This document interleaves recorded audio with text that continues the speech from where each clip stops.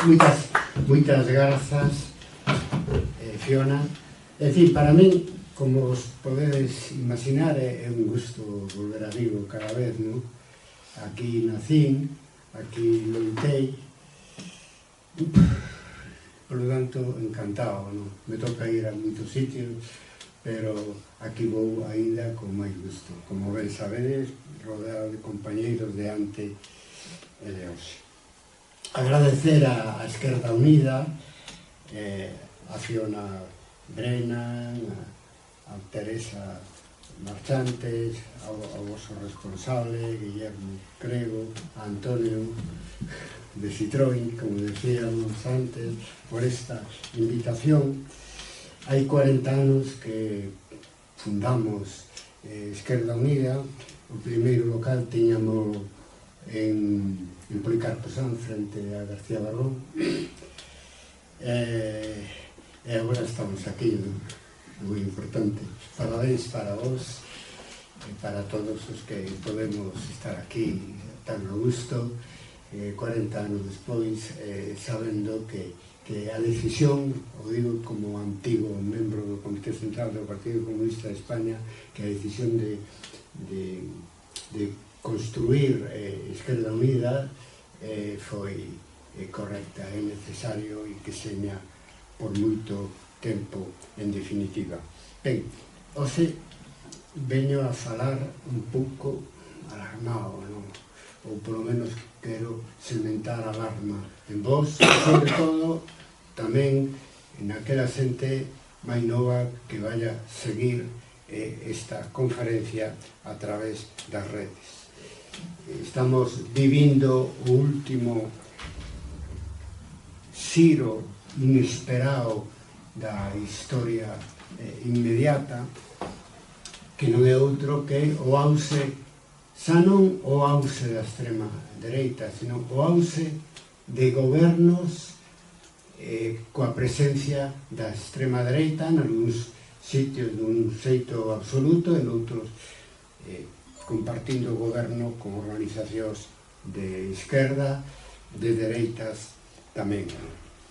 Vivimos unha situación alarmante neste sentido. As alarmas se encenderon, creo, cando Donald Trump gañou por segunda vez as eleccións en Estados Unidos. Foi unha alarma por ser o país que é, e ademais porque uns anos antes, no ano 2021, Trump intentou, co asalto ao Capitolio, un golpe de Estado. Foi procesado por eso, e todo eso quedou en nada, porque os electores volveron a darlle o triunfo a principios deste ano, no ano 2025. Iso é todo un síntoma de que o mundo non vai ben, vai claramente cara á extrema dereita. Sorpresivamente, ninguén podía sospeitar que estuveramos celebrando, digamos, a metade da segunda década do século XXI con este problema en riba. Eu, o ano pasado, aparteime un pouco do meu estilo de conferencias, normalmente sobre historia medieval ou sobre historiografía internacional, e din unha conferencia, unha en Chile académica, outra en Perú, para seguir excepcionalmente en tempo real este fenómeno de ascenso da extrema dereita no mundo. Esta sería a terceira conferencia nese sentido, no prazo dun ano, e a conclusión que vos adianto é que vamos a peor. E o futuro é imprevisible. Ninguén, nin siquiera os protagonistas deste asalto á democracia que estamos vivindo, sobre todo en Europa e América, nin siquiera eles poden asegurar, claro, a historia é así sempre, como pode acabar isto. Que para eles pode ser positivo, pero para o resto da humanidade, para os que vivimos as dictaduras do século XX, é extremadamente inquietante.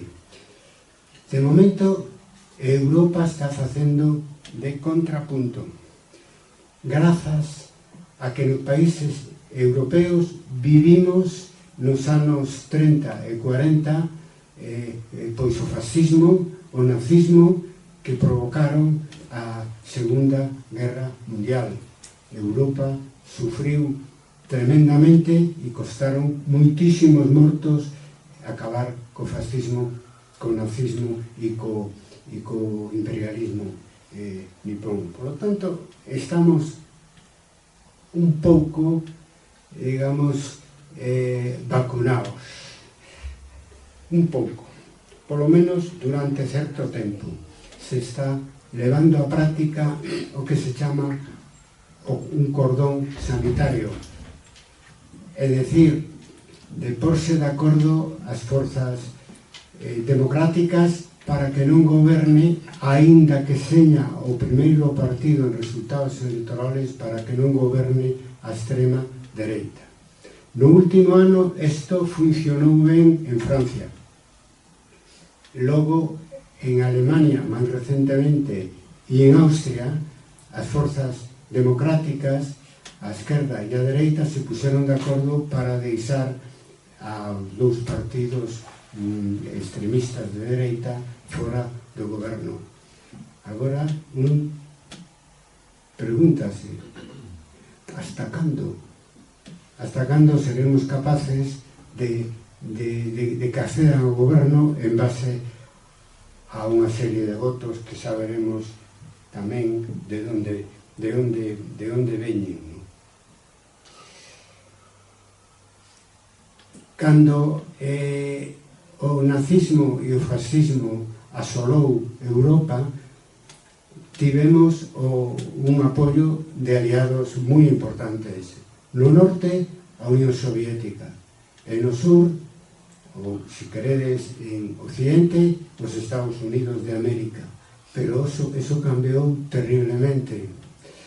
Agora, onde estaba antes a Unión Soviética, hai un dictador. E onde antes estaba Roosevelt, en Estados Unidos de América, hoxe está, o Kennedy despois está Donald Trump, que naturalmente é a cabeza visible da internacional ultradereitista, que se reúne constantemente e está movéndose constantemente, como non fai a internacional de ningún outro partido. Somos máis activos neste momento. Por lo tanto, estamos entre a espada e a parede. É dicir, Putin polo leste e os Estados Unidos de Trump pola esquerda. Co agravante para Estados Unidos que o povo norteamericano non está reaccionando. Non está reaccionando. E non será porque algún dos seus líderes políticos e culturais non intenten que reaccione frente á deriva autoritaria que de un xeito moi rápido puso en práctica Donald Trump dende comenzos deste ano. O último Springsteen ou Robert De Niro ou fora xa do ámbito cultural Sanders na esquerda do Partido Demócrata, Ocasio na esquerda do Partido Demócrata, se están mobilizando, pero sin resposta. Estamos falando dun pobo que fixo manifestación de 1 millón de mulleres contra o acoso sexual, que fixeron 1 millón de homes negros contra o racismo, e que levamos 4, 5 meses sin mover case nada, un pouco comparado co que se está facendo dende o goberno, non? Polo tanto, a Europa non lle queda máis que organizar o seu futuro a partir das súas propias forzas. Temos tamén a maior responsabilidade. O que está en xogo agora, a democracia, foi un invento histórico europeo. Grecia, a Ilustración, a Revolución francesa. Entón, ninguén tería máis autoridade, digamos, histórica que Europa para reverter este proceso de crecemento do ultradereitismo, non? Claro, é lícito preguntarse si realmente este fenómeno ultra podemos caracterizalo como fascista, non? Si eso non é, digamos, un exceso de celo por parte dos que vivimos aquela generación que tivo que soportar en España o fascismo español, é dicir, o réxime de Franco. Dende o punto de vista histórico non hai dúbida, isto ten toda a pinta de ser unha marcha atrás da historia cara aos anos 30 e 40. Senón, intentemos comprender que é esta extrema dereita mundial que temos agora, non? É certo que non é igual nos diferentes países, nin nos diferentes continentes onde se manifesta, pero tampouco nos anos 30 e 40 eran exactamente igual, pois, o réxime nazi de Hitler que o réxime fascista de Mussolini ou o nacionalismo, perdón, o imperialismo nipón. Eran diferentes, pero tiñan, a mí me gusta destacar, tres elementos común que son, a súa vez, compartidos con o movimento ultra que estamos sufrindo hoxe en día e que están medrando con tanta facilidade, aproveitando a democracia para acceder ao goberno. Estes tres factores comuns do fascismo de antes e do fascismo de agora son, primeiro, a tendencia autoritaria do seu proxecto político. Segundo, o uso da demagogia social para conseguir masivamente votos, é dicir, aproveitarse dos máis vulnerables da sociedade, considerando pois que estamos en crisis, primeiro a globalización, despois a crisis do ano 2008, despois o COVID, etc. Hai múltiples motivos para que os sectores relativamente amplios, ou non, pero os sectores da sociedade pois sufran, non? E entón eles aproveitan ese sufrimento. E en terceiro lugar, o ultranacionalismo de Estado. Estos tres aspectos, es decir, tendencia dictatorial, demagogia social, nacionalismo de Estado, ultranacionalismo de Estado, son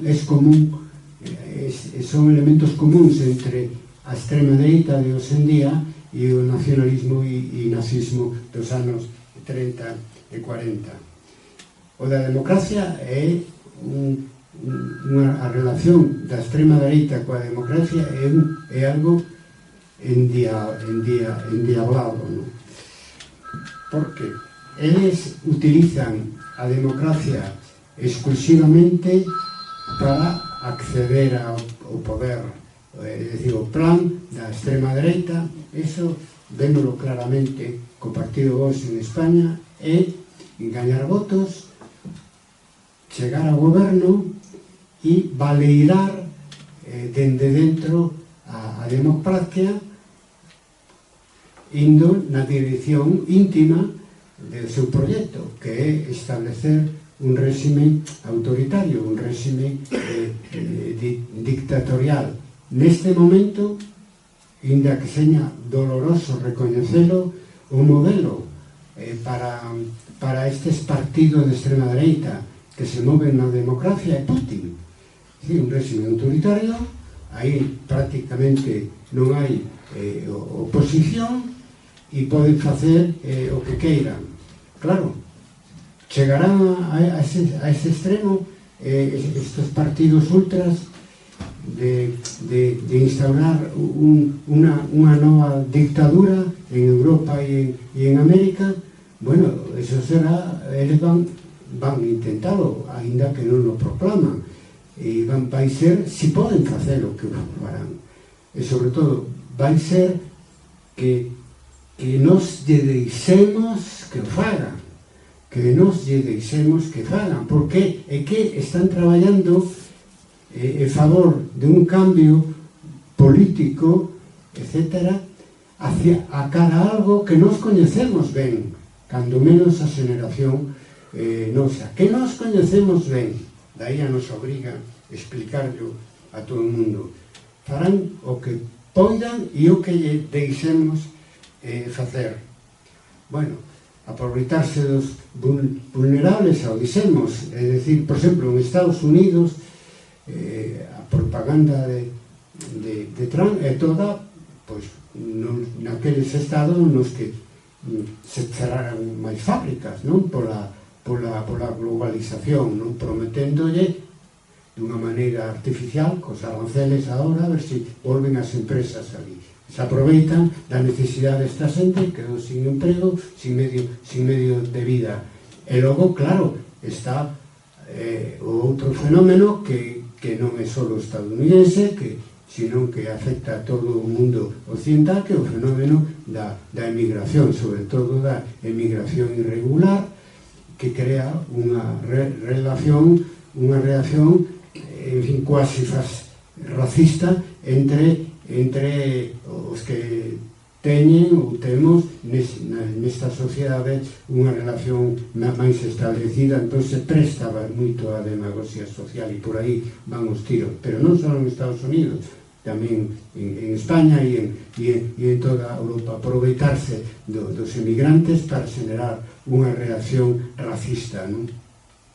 E por último, o ultranacionalismo, claro, é curioso, é paradoxal que constituyan unha internacional e que se están xuntando constantemente aquí e alá, etc. Aqueles que por o seu ultranacionalismo parecía imposible que se puseran de acordo. Pero se poñen de acordo. E como se poñen de acordo?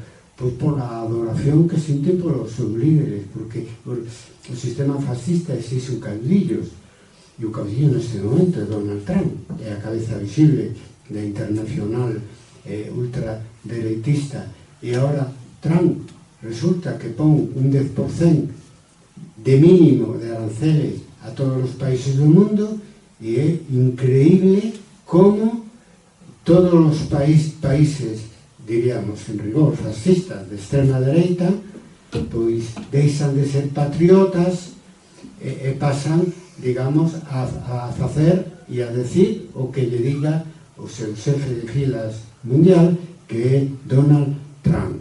En este caso, prexudicando aos seus propios países. De vos se dixo, e con toda razón, que son patriotas de pacotilla, non? E así temos que sufrirlo. E como ese nacionalismo desaparece cando hai un poder superior, en este caso Donald Trump, que obriga para beneficiar a Estados Unidos perxudicar a todos os demais. Ben, eu creo que en rigor podemos falar dun fascismo do século XX e dun fascismo do século XXI, pero, insisto, teñen elementos comuns axiales e, ademais, son moi parecidos en esencia, incluso en temas como a guerra. Bueno, estamos lonxe, por fortuna, daquela guerra entre as grandes potencias económicas europeas, principalmente, que truxo tantos mortos, alentada polo nacionalismo de Estado de Alemania, e etcétera, non? E hoxe non hai e non vai haber. Pensamos que en algo avanzamos e algo aprendimos, e a economía ademais hoxe en día vai por outro lado, vai polo mercado libre ou por competir as diferentes economías dun xeito pacífico. Non necesitan tanto a guerra ou non necesitaban tanto a guerra para ampliar territorios e recursos. Por lo tanto, eso de momento non está no horizonte histórico, unha nova guerra interimperialista. Pero o que sí hai son guerras de menor escala, como a guerra de Ucrania e a guerra de Gaza, pero tremendamente e humanamente dolorosa, sobre todo no caso de Gaza, ¿no? Donde morreron xa 50.000 personas. Pero que pasa? É igual na guerra de Ucrania, que obrigou a armarse a población, etc., a facerlle frente a unha potencia mundial que non hai dúbida que dubidar é a Rusia de Putin, ¿no? Entón, nese sentido, son unhas guerras que van sin que esa resistencia a ese espírito agresivo de conquistar outro país. Na arquitectura de organizacións internacionales herdada da Segunda Guerra Mundial, eso non podía decir que non se entende. No, pero é que esa estructura de organizacións internacionais neste momento está parada, está neutralizada polo auxe dos gobernos ultras. O Consello de Seguridade non está dicindo nada últimamente, nin sobre a guerra de Rusia, nin sobre a guerra de Israel, con un goberno de ultradereita. O sea, non teñen ningún obstáculo internacional para desenvolverse, están como o peixe na agua. Son guerras que actúan por libre e temos que soportar todos os días pois unha cantidad enorme de mortes, sobre todo no caso de Gaza, con nenos, mulleres, de esos 50.000, a gran maioría son nenos, mulleres, etc., ¿no? Entonces, nese sentido, tamén esta situación de maior potencia da ideoloxía de extrema dereita en determinados gobernos de Europa e de América está favorecendo as guerras. Ose son en Ucrania, que xa é Europa, e a outra, pois, como tantísimas veces no pasado, en extremo oriente. Por lo tanto, non son tan diferentes. E mentre non estea controlado este ascenso da extrema dereita, fenómenos como o de Ucrania e o de Gaza poden repetirse noutras partes de Europa ou do mundo. En fin, que facer? Que podemos facer? Decía Vladimir Ilich Ulyanov. A mí me gusta moito sempre facerme a pregunta deste filósofo político tan práctico que iluminou a nosa mocedade, non? Bueno, eu creo que é o novo que eu traio aquí a esta conferencia, que o primeiro de todo é pasar a primeiro plano a memoria histórica, pasalo a primeiro plano a acción política, a acción cidadá, a acción cultural, no combate contra o virus ultra, non? E non o digo só pola esquerda, que iso a mellor non sería necesario repetirlo, non? Sino para todos os demócratas, para todos os que queremos non caer nese próximo fin da historia que nos espera, ou que queren que nos espere, non?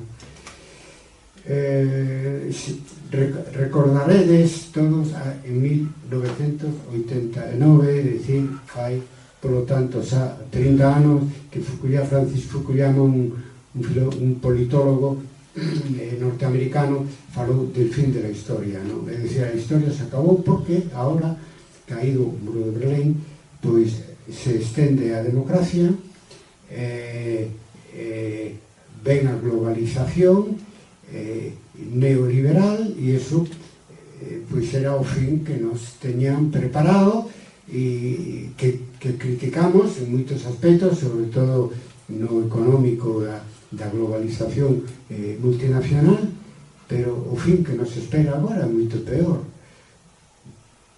Se aquelo era malo, isto é peor. Estes resímenes de estados ultranacionalistas procurando cada un, Rusia por un lado, Estados Unidos polo outro, Israel polo outro, crear o seu propio pequeno imperio con guerras que non había maneira de evitar internacionalmente. Ese é un escenario moito peor, sobre todo para os países que lle toque volver a caer nas dictaduras parecidas ás que sufremos no século XX.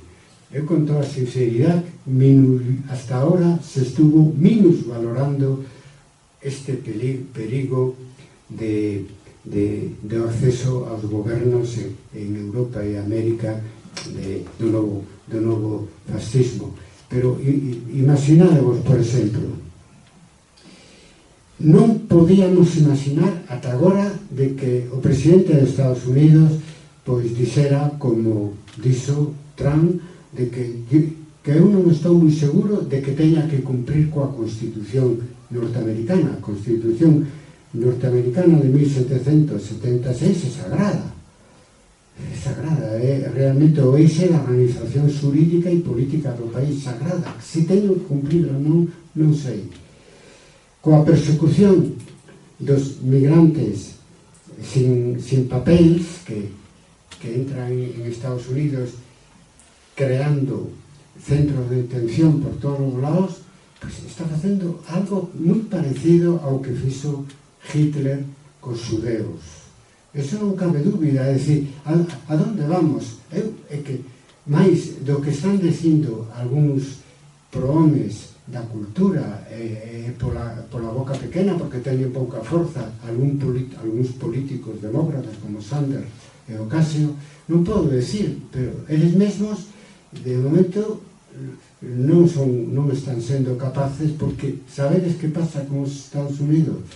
Pois pasa que nunca viviron nunha ditadura, nunca, dende George Washington a todos en día, nunca viviron unha ditadura. Crearon no resto do mundo dictaduras, opuxéronse na época dos anos 30-40 ao fascismo e o nazismo, pero eles nunca viviron unha ditadura. Quen podía prever unha cousa así? Pero é que se en Francia non se puseran de acordo Macron coa esquerda socialista, esquerda insumisa, etc., por unha diferencia pequena de votos, neste momento Martín estaría de presidenta de Francia, o Front Nacional dominaría a vida política francesa. Se non se poñen de acordo os socialdemócratas cos outros partidos en Alemania e en Austria, tendríamos xa neses países gobernos ultras. E vos imaginades, ademais de Estados Unidos, ter en Francia e Alemania gobernos fascistas. A situación non se pode minusvalorar. Facemos cada un a súa vida, non pasa nada.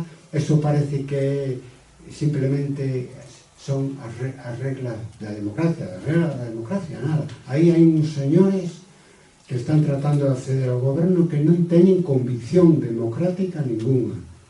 Teñen unha convicción máis ben no sentido contrario. Por lo tanto, o estamos infravalorando. O primeiro de todo o que veño a decir, e esa experiencia do século XX na loita contra o fascismo e o nazismo, é a unidade da esquerda e a unidade de todos os demócratas. España, nese sentido, ten a vantaxes e desvantaxes. É dicir, de negativo temos que aquí en España está roto desde hai tempo a posibilidad de un acordo de todos os demócratas para impedir o paso ao goberno do partido Vox. Eso sabémoslo todo que é así. Xa non só Vox, é que o Partido Popular claramente vai a intentar gobernar con Vox.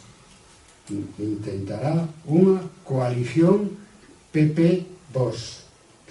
As enquisas dos medios están dando, algunhas enquisas dos medios pagadas por medios de comunicación conservadores están dando unha maioría absoluta a coalición PP-Vox para o ano 2027. Bueno, por unha parte non imos creelas de todo, porque sabemos, vemos que está a razón, está el mundo, tal, os popular, son medios de comunicación moi conservadores, pero existe esa posibilidad, e agora se goberna ou se queda na oposición por número moi reducido de votos, que queda esa posibilidad. Podemos evitar eso no ano 27? Penso que sí, porque esas mismas enquisas no ano 23 anunciaban tamén unha victoria do Partido Popular e Vox. Por lo tanto, podemos evitalo. E en España aínda temos a noso favor, como nos outros países europeos, que sufrimos 40 anos de democracia. Por lo tanto, diga o que nos diga Vox e o PP radicalizado que os temos, non nos vamos a creer, e además non queremos correr o perigo de que pase algo parecido, porque foron 40 anos de dictadura. Por lo tanto, eu son optimista, pero sobre a base de non ignorar o peligro existente, por lo mesmo que decía antes, que por moi poucos diputados, ás veces por un diputado, se pode perder ou gañar un goberno neste momento tamén en España. O que temos de positivo é que España é un sitio distinto. Aquí é a primeira vez que temos un goberno de coalición de esquerda desde a democracia, desde hai 50 anos.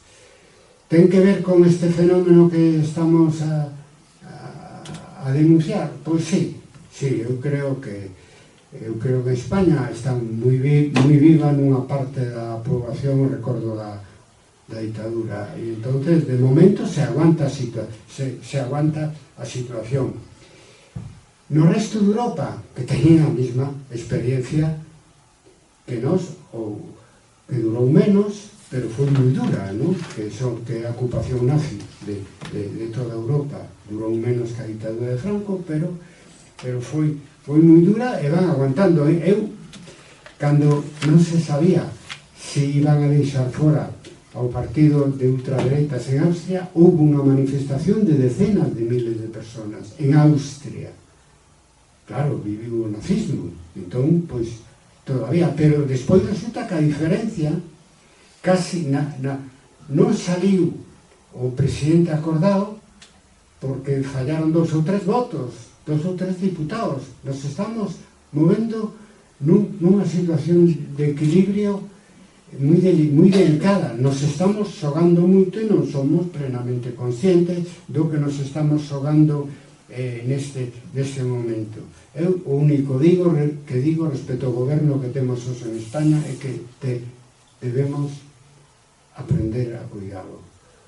Non vai a ser que logo pasa o que pasou coa Segunda República Española, que un sector importante da esquerda criticaba como a República Burguesa, pero non o Partido Comunista Español, unha parte importante da esquerda naqueles tempos, e depois tivemos décadas para arrepentirnos. hai que saber cando e en que momento a defensa da democracia é fundamental para a nosa supervivencia, a veces para a nosa supervivencia física, porque ao perder a democracia, pois moita da xente da xeneración dos nosos pais foi sacrificada polo réxime. Aí están nas cunetas, tantísimos deles todavía. España é un bo exemplo para Europa, xa non digo para o mundo tamén, pero que para Estados Unidos tamén, pero Estados Unidos está lonxe desas posibilidades hoxe en día, pero en Europa sí é posible de como chegar a erva debaixo dos pés aos ultras en ascenso. Aquí se fixeron, se están a facer políticas sociales, ampliación de dereitos das persoas, é dicir, aquí se protexen aos parados, se protexen aos traballadores que gañan o salario mínimo, se protexe aos sectores agredidos da sociedade, os inmigrantes que veñen en patera, as mulleres obxecto da violencia de xénero, aos grupos de LGTBI. Aquí facemos os deberes e empequenecemos o espacio que lle queda para o crecemento do partido de extrema dereita que temos aquí. Pero o motivo final de ser desta conferencia é de decir moi claro que falta algo no que se fai dende o goberno de esquerdas que temos en España. Falta algo. E o que falta é darlle voz ás víctimas do franquismo. É dicir, demostrar a verdadeira face do réxime de Franco e darlle a coalición radical de dereitas que temos aí en perspectiva donde máis lle doi, que a memoria histórica. O primeiriño que fixeron PP e Vox nas comunidades autónomas donde compartiron goberno é abolir a lei autonómica que tiñan ali de memoria histórica. O primeiriño que fixo Feijó, foi chamar en castelán que se merece, non? O primeiriño que fixo cando chegou a Madrid é anunciar que abolía, se gañaba, a lei de memoria democrática que se creou por parte do goberno no ano 2022.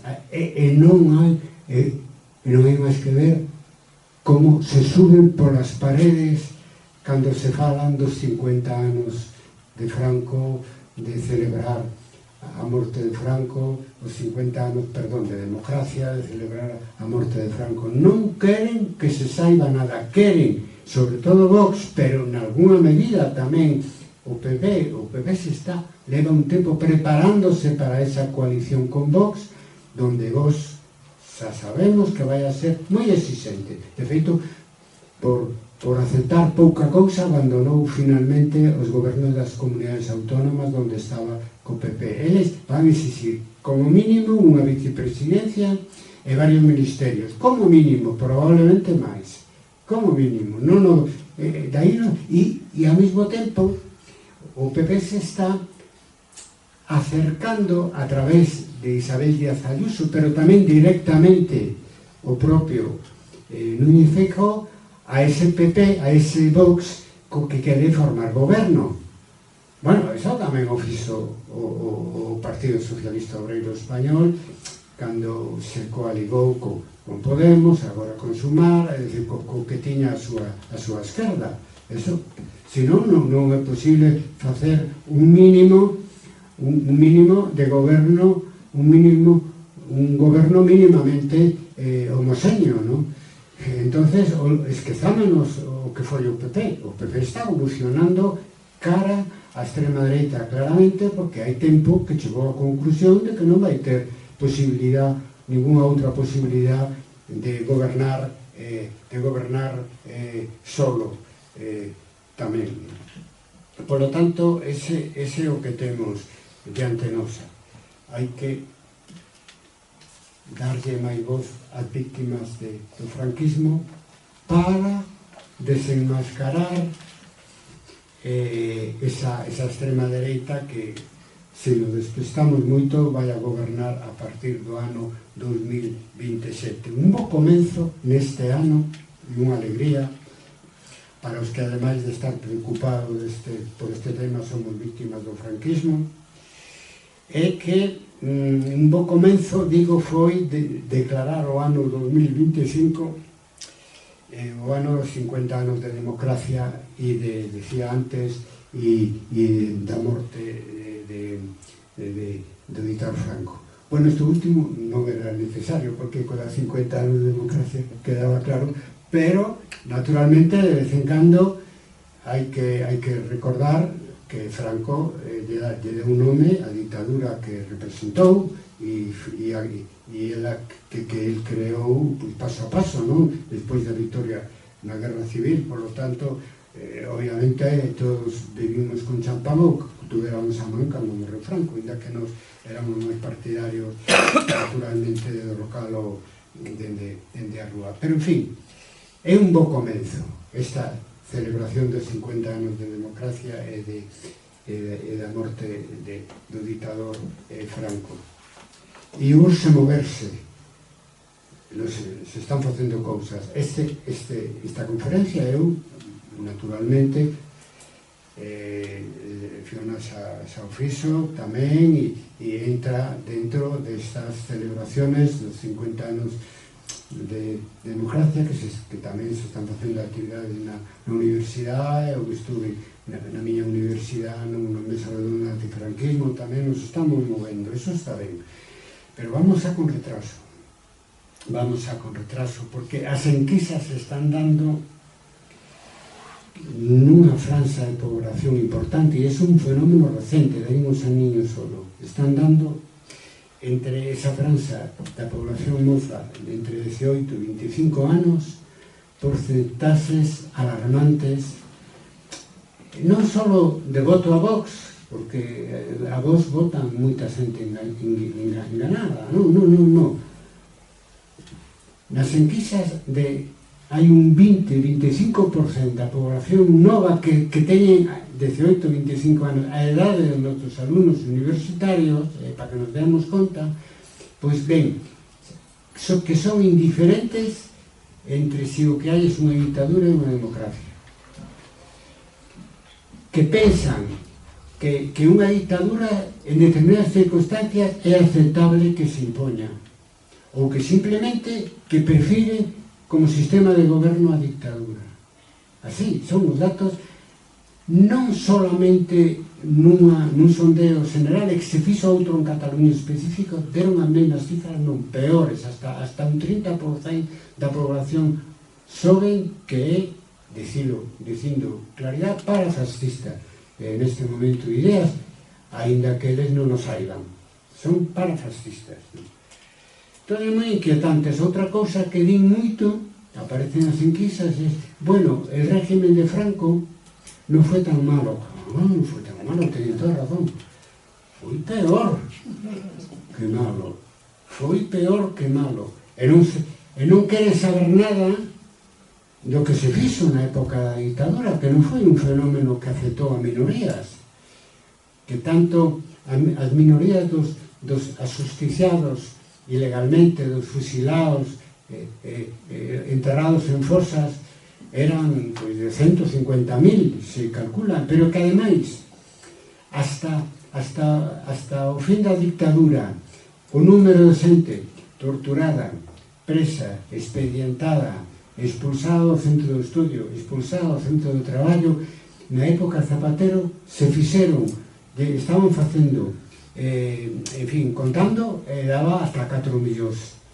O sea, que aquí moito a dictadura, a represión foi máis ou menos blanda, máis ou menos dura, según os casos concretos, pero afectou a moitísima a moitísima xente. Claro que foi moi mala, foi peor, e hai que mostralo en público. É o que digo que falta nesta celebración dos 50 anos de democracia, mostrar o que foi e o que fixo a dictadura, falando só de represión, non digo todo o que supuso para o sistema económico, para o sistema universitario, para o sistema cultural, etc. Só falo das personas e da represión que caeu sobre ela, demostrar o alcance e a continuidade da represión durante 40 anos, para que logo, se van a votar, que saiban o que voten.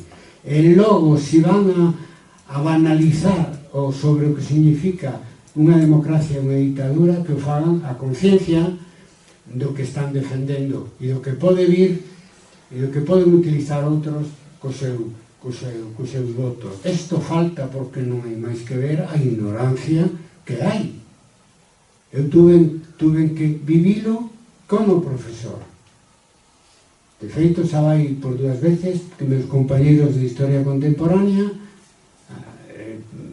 na primeira vez fixeron comigo, agora con amigos de outras corrientes políticas, etc. Fixemos 2 mesas redondas e que lle explicamos como era o franquismo, e hai que oír cada cousa. Mirade, por exemplo, a primeira vez que eu fixen eso, que me levaron os compañeros de Contemporánea, lle expliquei sin moito detalle, para non asustar, a tortura.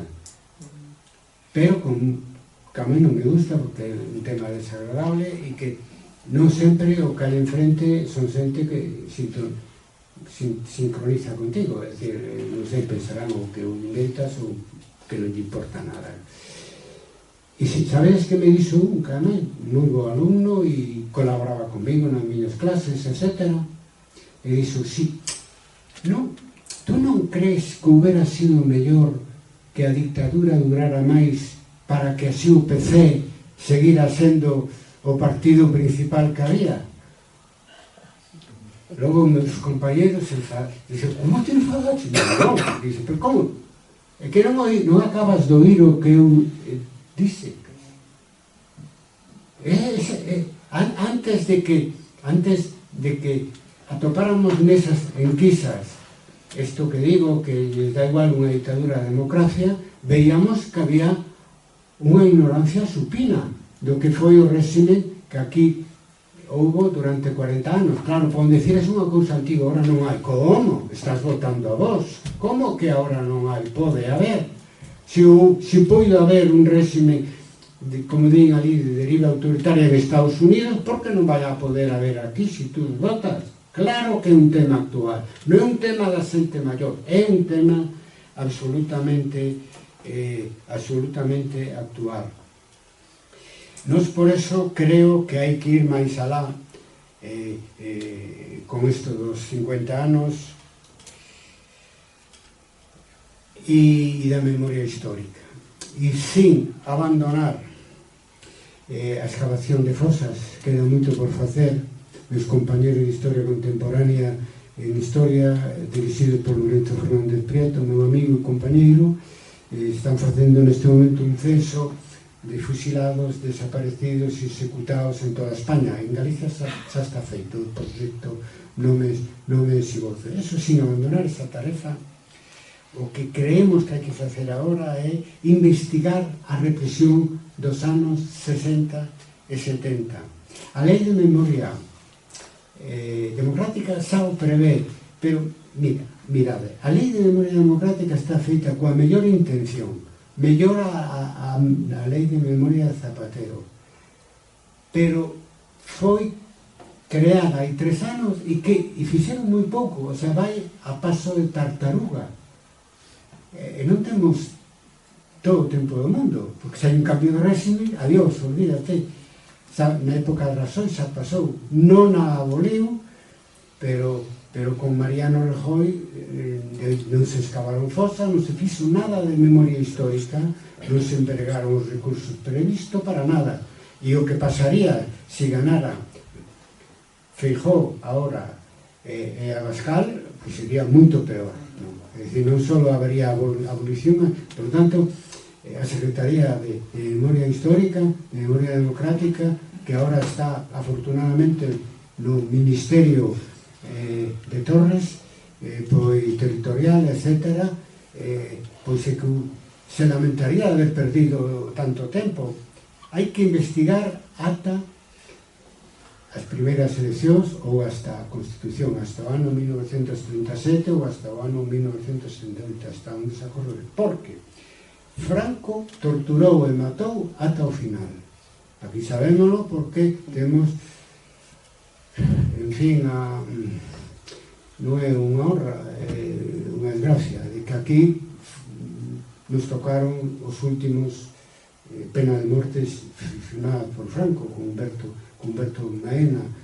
Logo a Reboira mataron a tiros de mala maneira por aí. E logo, que é o que máis cercano aos que estivemos na orixe do movimento obreiro, pois a masacre de Ferrol, Daniel e Amador. Aquí temos, matou ata o final, asinou penas de morte no propio ano 1935, un pouco antes de enfermar, hasta o último momento, e hubo mortos e tortura ata o final. A ventaxe que ten ampliar a memoria histórica ata a transición é que as víctimas, digamos que son máis próximas á generación actual. Xa non poden decir, eso é do meu tataravó. Non, isto é, por esa situación pasou a generación do teu pai, ou, no caso de unha xente moito máis nova, dos teus avós.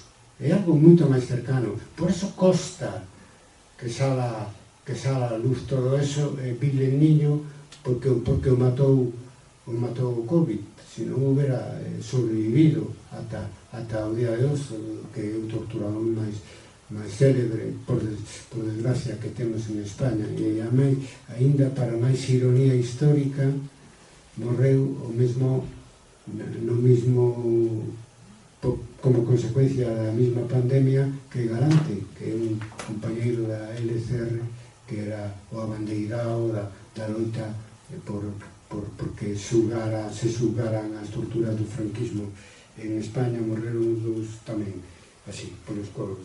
Supoño que un iría para arriba e outro iría por inferno, xa sabedes ao que me refiro, non? E además hai outra ventaxa, que se nós queremos dar voz ás víctimas do franquismo, moitos estamos vivos aínda. Tamén parte dos autores e dos agresores, como chaman os compañeiros de memoria que traballan sobre memoria histórica, dos verdugos, tamén están vivos. Se cadra ese é o problema, e aí onde pode doerlle bastante, porque a afiliación que teñen moita xente de Vox, e incluso xente do PP, cos funcionarios do réxime de Franco, é moi evidente. Total, e vou rematando, hai que facer mellor memoria, mellor preparación que temos para evitar que no ano 27 gañe a coalición PP e Vox. Hai que sacar a luz todo as barbaridades que fixeron os franquistas, non con unha minoría de personas que estábamos na oposición moi comprometidas, sino con moitísima xente, con diferentes formas de represión. Ahora, claro, todo eso non se pode facer sin cambiar a legislación. Cando se redactou a Lei de Memoria Democrática, as asociacións de memoria histórica de España, sin excepción, e a ONU advirtiron ao goberno de que non se pode facer unha lei de memoria democrática sin tocar o tema dos delitos de lesa humanidade, que son crímenes, homicidios e torturas. Porque son delitos de extrema gravedad que o dereito internacional existe para os que o dereito internacional exige investigación e judicialización, como se conseguiu en Argentina. Como aquí non se fixo, moitas víctimas foron con a Suiza, coa Suiza Sirvini, Argentina, ali está aberta a querer a Argentina, unha vergonza para España, unha democracia madura, consolidada, e que para xulgar o réximen de Franco teñen que ir a Argentina, que a tiñamos sempre, e a miramos por riba da ombreira, como dicindo que é un país inferior e tal. Pois, bueno, eles se puseron por diante de nós e foron capaces de facer justicia coa xunta militar e cos torturadores, cousa que aquí non se foi capaz, pero aínda estamos a tempo. A única maneira de conseguir a non repetición de unha ditadura como a de Franco é xulgar aos represores, tanto aos autores físicos como aos autores intelectuais e políticas. E hai maneira, ademais, de frear a extrema dereita, concretamente en España. Claro, eles non queren saber, non me hable de eso. Como? Que non vamos a hablar de eso, que non... Por outro lado, non condenan o franquismo, pero non digo só o Vox, tampouco o PP condenan o franquismo. Se non queredes condenar é porque tedes unha complicidade histórica e porque queredes e estades queredes promover a impunidade, que non se castigue según dereito os delitos de lesa humanidade. En 50 anos de democracia, que eu saiba, non houve ni unha sola condena de un delito de homicidio político ou de tortura en España. Ni un solo. No momento que estaba apuntando aquí no meu esquema, dice, bueno, a matanza de Atocha. Bueno, a matanza de Atocha foi xulgada en democracia e foron sentenciados en democracia, e ainda así, como sabedes, algún dos asesinos fuxiron e algún foi localizada recentemente, e o goberno español se negou a pedir a súa extradición porque eso fora un dereito xulgado. El que estaban en rebeldía, fixeron reportaxes, se mira como é hoxe en día, non me acordo o nome, prefiro non guardalo na memoria. Por tanto, ninguna condena nos 50 anos de crímenes do franquismo. Por lo tanto, se queremos que se empecen a xulgar os crímenes do franquismo e que cada día, como cada día aparece na prensa toda esta historia, que se as mensaxes de Ábalos e de Sánchez, que se aquel outro, sempre están con unha cousa ou outra, ben que estean tamén no centro da atención pública os diferentes xuizos e condenas dos represores franquistas. Claro, unha cousa que ten que colaborar a prensa. Hai pouco saliu unha suiza vasca, Navarra, creo, vasca, que, botándolle narices, xulgou o caso de un militante do PNV que foi torturado e asesinado. E, bueno, atopouse que o torturador xa estaba morto e que o propio asesinado, bueno, claro, estaba morto daquel tempo, non? A súa familia, supoño que sería que impusera a denuncia, pero bueno, da igual, que está morto, pois peor para ele, que o pase mal no inferno, pero o importante é que se faga justiza, e que eso todos os días seña noticia. Claro, temos unha dereita ultra con moita influencia na xudicatura, pero eles están facendo, digamos, guerra ao goberno continuamente, por lo menos que fagan con motivo, que seña polos suizos aos torturadores e aos criminales do franquismo. Axudaría moito por parte do goberno, por iso que hai aí un non querer facer por non molestar. ao final molestas igual, porque eles van a por todas con este goberno, a por todas, sin escrúpulos ningún. Pois molesta e quítalle calquera pretexto para que non podan xulgar os crímenes do franquismo. E o goberno ten que desmontar o seguinte: primeiro, identificar os delitos de lesa humanidade, principalmente tortura e asesinatos políticos.